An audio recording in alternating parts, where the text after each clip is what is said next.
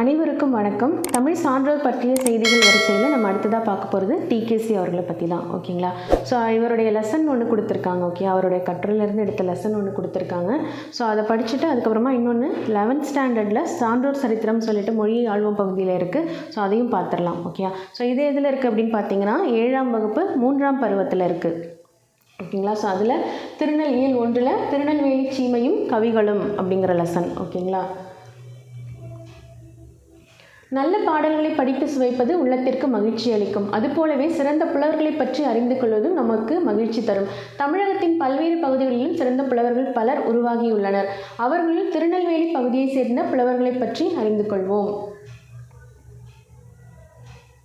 So இந்த lesson நம்ம முன்னாடியே பார்த்துருக்கோம். ஓகேங்களா? ஸோ நம்ம சேனல் சப்ஸ்கிரைப் பண்ணி முன்னாடியே பார்த்துட்ருக்கீங்க அப்படின்னா 7th ஸ்டாண்டர்டில் நம்ம இயல் 1 எடுத்திருப்போம். 3rd டேர்மில் இயல் 1 நம்ம வந்துட்டு இந்த லெசன்